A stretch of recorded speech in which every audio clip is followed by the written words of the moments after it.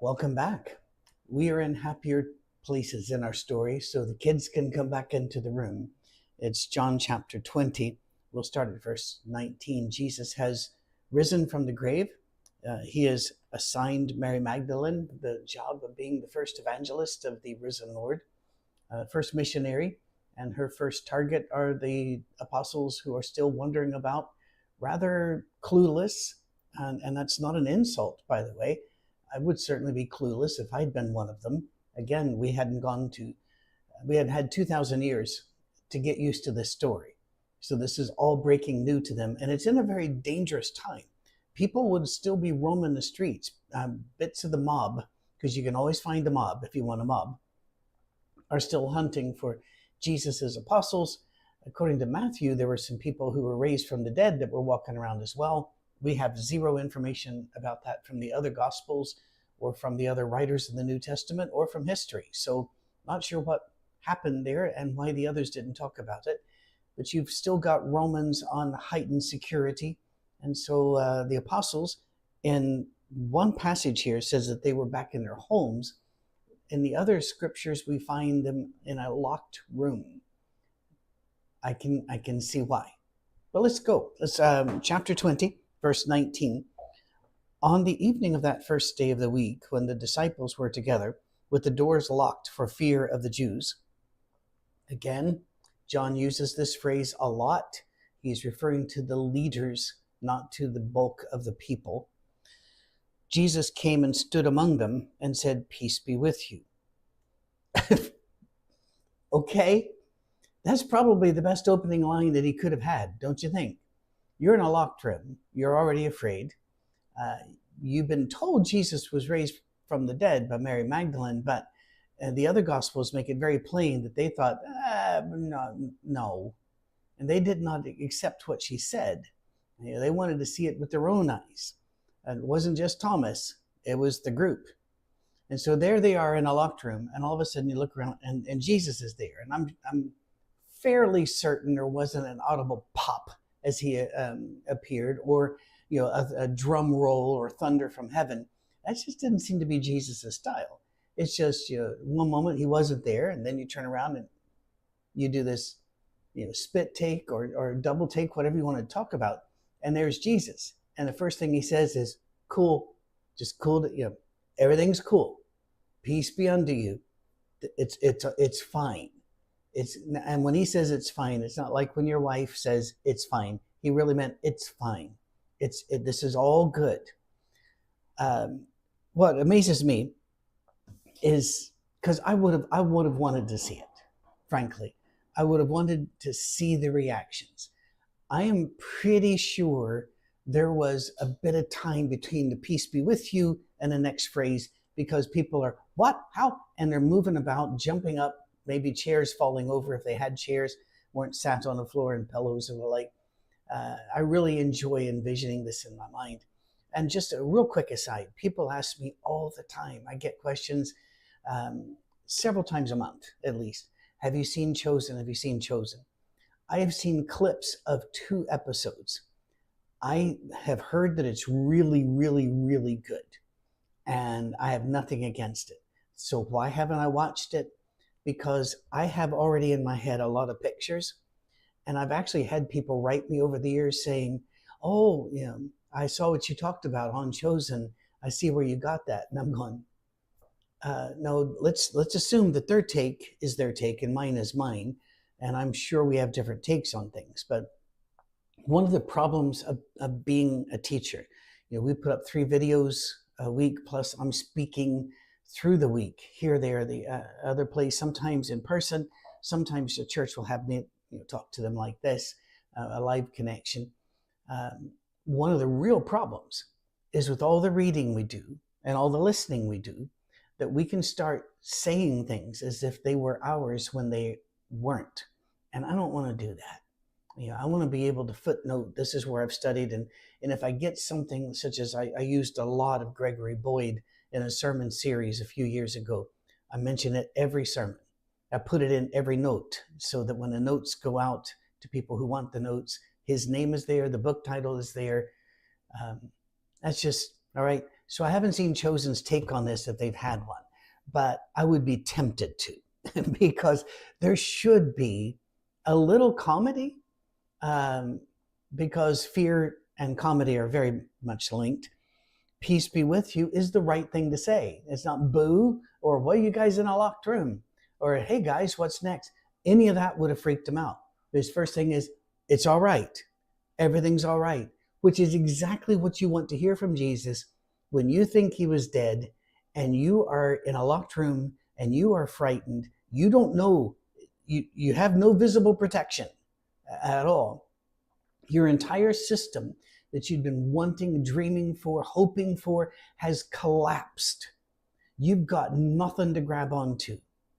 And you're terrified for your life, for your future. You put your life on hold all of this time. And you also feel guilty because you ran away. Peter, because he betrayed, he didn't run away. He got in there close, but he had to betray Christ to do it. Others ran away. Where were they? Jesus didn't look down from the cross and see his apostles there, crying or angry. No, they weren't there. The faithful women were there. But so they feel guilty. Because you do. Survivor guilt is a real thing. When I work with military or police or any form of law enforcement, federal agents, whatever, who have gone through a tremendous horror, a combat situation, and they survived, somebody else did not survive. Survivor's guilt is just a serious issue. And it's not something you just get over. You desperately need help and to reconnect with that help along the way in the years to come. And I do a lot of that sort of work. All of that's here. And so peace be with you is the best thing Jesus could have said. And it's also the best thing for us to hear because we often deny Christ and we run from Christ and we blow it and we make the wrong decisions and we hide in fear behind locked doors of whatever sort, mental, physical, or spiritual. Isn't it nice to know that even something as big as running and leaving Jesus to die, his first message to us is, hey, it's okay. We're good. We're good. And he means it. Because when humans say that, most of the time, even if we're being sincere, there's part of us where we're saying, it's okay, but I'm going to take a while to heal. Not with Jesus. He comes and offers grace. So for all of those churches out there that preach a hellfire and brimstone God, they really need to read the Gospels and take them seriously. All right, after he'd said this, he showed them his hands and his side. The apostles were overjoyed when they saw the Lord. And so we go from he's here to joy without seeing the intervening bits. And I think, although I'd dearly love to have seen it, I think that's also part of God's grace.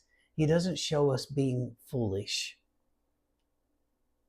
when he could. He hides that. Like in Matthew 25, when he says, you guys come on in. And they said, what did we do? He's not going to show you a movie of your life and all your sins and such. No, he's going to say, you guys did great. Look at this. Come on in. That's who Christ is. And I don't understand why people don't like that Jesus, but they want a Jesus that's going to come in with a horse and kill the pagans. We need to rejoice that we have the Jesus who is, and not the Jesus some people want. Again, Jesus said, peace be with you. Why does he have to keep saying it? You know why he has to keep saying it. It's going to take a while to sink in. As the Father has sent me, I'm sending you. And then he breathed on them and said, receive the Holy Spirit. If you forgive anyone his sins, they are forgiven. If you do not forgive them, they are not forgiven. I'm sometimes asked, are we able to forgive sins? I think this was targeted for the apostles, but I think it is best for us to act in our own minds, hearts, as if we can, and just be a forgiving people. forgive people their sins. And in fact, doesn't the Lord's Prayer say to asking God to forgive our trespassers as they trespass against us, or our debtors, to forgive our debts as we forgive our debtors? That's different than saying, I can directly forgive. But I think we should act as if we can and do it in the name of Christ. And the reason is really all entirely selfish. You carry around these things and you don't forgive others, you're only hurting yourself. Carrying a grudge only wears out one party. That's you. Just forgive it, move on. Jesus is saying to them that they can actually forgive sins. By the way, this is where Catholics get a doctrine about apostolic succession, that if you come from the line of the apostles, laying on of hands, a direct line, then you can also forgive sins. And that's why you have confessionals, which develop much, much, much later.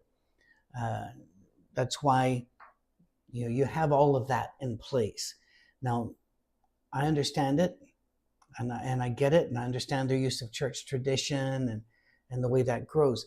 I don't believe that that's what's being said, and there is no historical basis for apostolic succession. None. There's no direct line from Peter to the concept of popes. They try, and God bless them, because I believe that they're saved and they're Christians.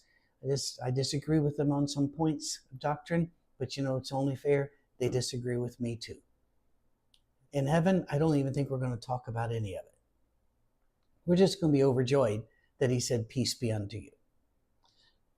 Now Thomas, called Didymus, which means twin, one of the 12, was not with the disciples when Jesus came. So the other disciples told him, we've seen the Lord. He said, unless I see the nail marks in his hands and put my finger where the nails were and put my hand in his side, I will not believe it. Now this goes on for a while, because the next verse says, a week later. Can we talk about Thomas? I think we need to talk about Thomas, because in my growing up years, in early 20s even, almost every sermon, it was as if his first name was Doubting Thomas. If you look at all of the Gospels and you put the stories together, you find out why Thomas wasn't in the room when Jesus was there. It's because the others were afraid to leave the room and they were running out of food.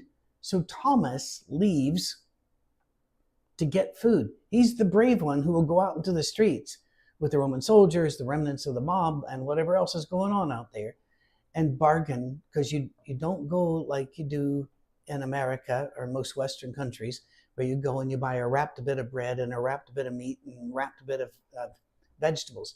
No, you have to go out and go from table to table, negotiating, counter offering, and a lot of opportunities for people to see your face, follow you back. Thomas was the bravest of the group. And by the way, as we're about shortly to see, whenever he sees Christ, he is the first of the apostles to refer to him as my Lord and my God. By the way, we know a lot about the life of Thomas after. It's mainly tradition, but the tradition is so solid that it borders on history, and there's some history to back it up. So I'm going with it. It shows that he went east and spread the gospel faster and farther than the other apostles did, making it all the way to India, the Goa region of India, where there are still churches there to this day that trace their roots to Thomas. So don't call him doubting. He's a brave man. A week later, his disciples were in the house again. Where are they? In the house. Where did Jesus tell them to be? He said, I'll see you in Galilee. Whenever he ascended, remember that whole thing? He said, I'll see you in Galilee. Go to Galilee. Go to Jerusalem, wait for the Spirit, then go to Galilee. They didn't go. They're afraid to leave the locked house. A week later, his disciples were in the house again, and Thomas was with them. Though the doors were locked, Jesus came and stood among them and said, peace be with you. Once again, that's the best opening line. That's what you're going to need when the door's locked and you turn around and there's a new guy in the room. Then he said to Thomas, "Put your finger here. See my hands. Reach out your hand and put it into my side. Stop doubting and believe." Thomas said to him, "My Lord and my God." Now, something else you might want to notice, if you go back into verse 20, Jesus showed the other apostles, here are the scars and my side. Thomas didn't need to see those. They saw them. They were overjoyed then. He didn't need to see. My Lord and my God. Man of great faith and courage. Then Jesus said, "Because you've seen me, you believed. Blessed are those who have not seen and yet have believed." The phrasing there, "and yet have believed," is good. That translation, it's good. But the words there, if you remember John 17, also mean you. Because we haven't seen the scars. You and I haven't seen the side or the hands or the feet. But we believe. And that impresses Jesus to the point, said, "Hey, I'm really glad you believe, but you're believing because you see. Wow, the blessings that will come to those who believe that haven't seen, that don't see, but they believe." That's you. Jesus is excited about you. Jesus looks up to you for having faith without sight. How is that for good news on a midweek Bible study? Well, Jesus did many other miraculous signs in the presence of his disciples, which are not recorded in this book. But these are written that you may believe that Jesus is the Christ, the Son of God, and that by believing you may have life in his name. What a wonderful verse. Wonderful verse. Well, now we go to the closing days. And so chapter 21. Afterward, Jesus appeared again. Do you notice that he doesn't hang around them?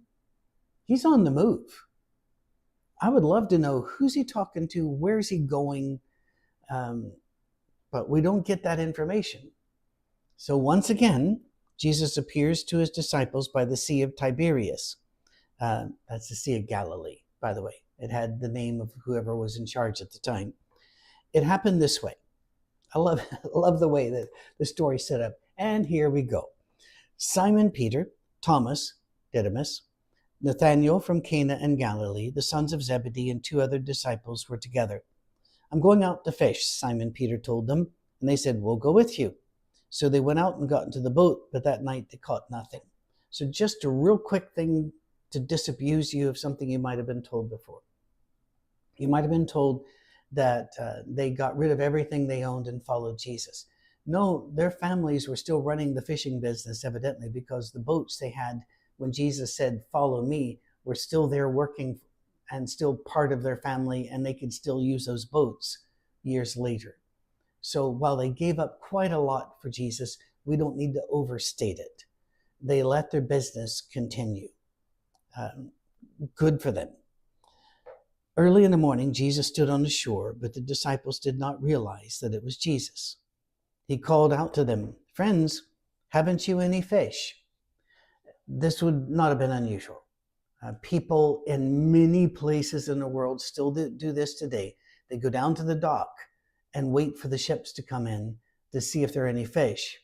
And if they're still hovering out there, they may call and say, "Are you catching anything?" I've been in some of these places.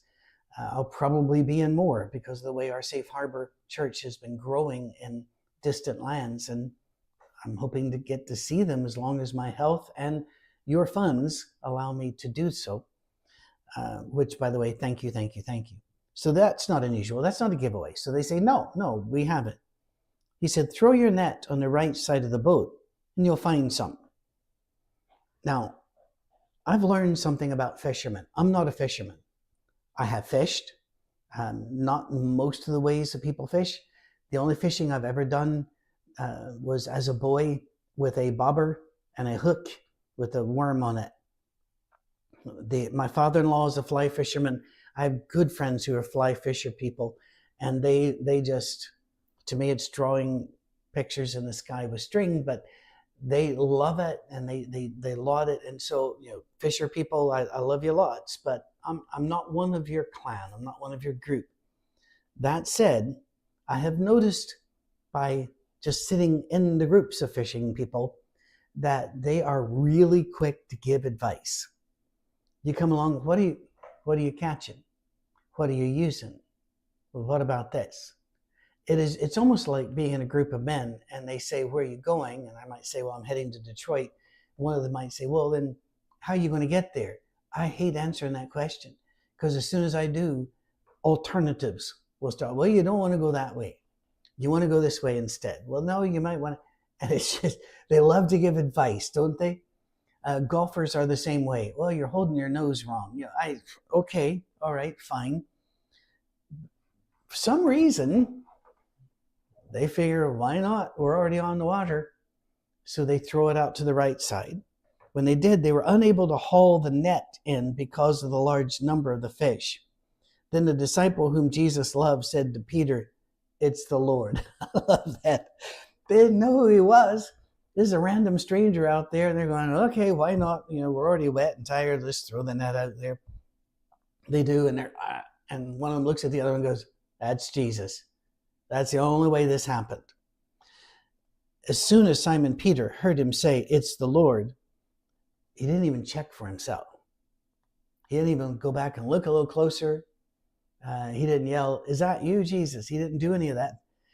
He wrapped his outer garment around him, for he'd taken it off. You're in your underwear or naked in the boats. For reasons that should be obvious when you only have one set of each, outer and inner gear. But took it on, he wrapped his outer garment around him, so he just tied that, jumps into the water.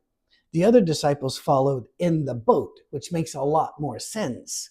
But Peter is impetuous. He's not going to hang about. If you remember, he was the first one to leave a boat during a storm, and the only one to leave the boat during a storm.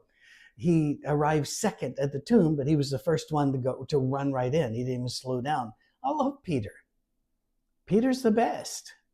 I feel in many ways I'm like him in that I've spoken before I've engaged my brain, and I've engaged my feet before I've engaged my brain as to what's going to happen here.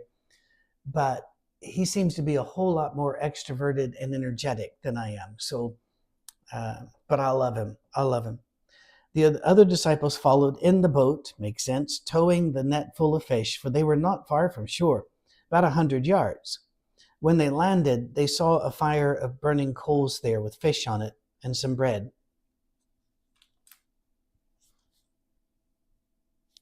He already had fish. You ever noticed that before? Do you guys have any fish? No, we don't. Well, throw your net over there. You'll get some. Why didn't he say, I've got some? Want breakfast? This is a great chapter. This is a lot of fun. If you're not having fun with this, you're not paying attention. You need to go back and read it again. Bring some of the fish you've just caught. Simon Peter climbed aboard and dragged the net ashore. He doesn't even wait for the others. He just runs out there and starts yanking. But I get it, not just because he's Peter. He'd really let Jesus down in his head. He denied him 3 times. He cursed when he did it to make it more authentic. And the only passage we have will come in the next gospel, and the last gospel we're going to look at, which is the Gospel of Luke, where there's just one line, and Jesus met with Peter on the road. And after then, Peter is a whole different guy. He is 100% all in. Whatever Jesus says, let's do. Jesus says, why don't you bring some fish you just caught? He didn't wait for the others. He runs out, jumps on the boat, starts hauling on the net. The same net that all of them together couldn't bring into the boat. I love that. It was full of large fish, 153. They give you an actual number. But even with so many, the net was not torn. Jesus said to them, come and have breakfast. None of the disciples dared ask him, who are you? They knew it was the Lord. Let's stop and talk about this, because this throws some people going, well, how did they not know it was the Lord? Because he came back in the body that he lived in before he left. And that body had been grossly abused. It had been beaten. Teeth would have been missing. There might be an eye which is out of the socket and didn't go back in. There are stiff movements because he is in a body which never had the chance to heal. He doesn't come back in this glorious, strong body, Jesus, but now Jesus 2.0, even better. It took a while. That's why he shows them, I'm the guy that was on the cross.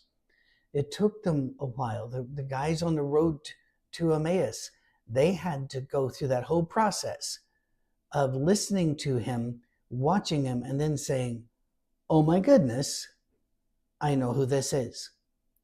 We don't really, unless you live in some places or you've been the victim of a crime, you don't really understand what being hit looks like.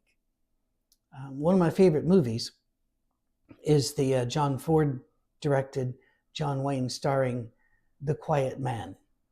And one of the reasons is that watching that movie reminds me so much of my mother and the little Irishness that would come out in her. But one of the great scenes in it is where John Wayne and another character who is his brother-in-law, they have a fist fight that goes all the way through the town. And they're big people and they're trading punches. First of all, trading punches is a really bad idea. It's just really stupid. Punching's a bad idea. This thing's not built like a hammer. It will break your hand. But they're not broken and their jaws aren't broken and their teeth aren't on the floor and their nose isn't flat and their eyes aren't swollen shut because it's a movie. But when you see somebody who has really been beaten, you don't recognize them. It may be weeks and weeks before you recognize them. We don't know how long Jesus has been out of the grave, but evidently his body hadn't healed to the point where they can just go, that's Jesus. They're kind of circling him. Nobody asked. They knew it was the Lord, it says. Jesus came and took the bread and gave it to them and did the same with the fish. This was now the third time Jesus appeared to his disciples after he was raised from the dead. Well, I want to hold off. I know we've got about another 3 minutes in this class, but I'm going to hold off because the next portion needs a bit of explanation. If you want to go ahead and read ahead, you can. No spoilers. And then if we finish this, which I do believe we will immediately start the book of Luke because that's what people have asked for. And that way we'll have done an entire New Testament, although we have spent about 4 times as much time in the Gospels as we did with the rest of the books. And I hope that's okay with you. Just Jesus stories because we all need more Jesus. Thank you. Please subscribe, hit the bell, hit like. It matters more than I wish it did. Also, if you're able to give to us, please do.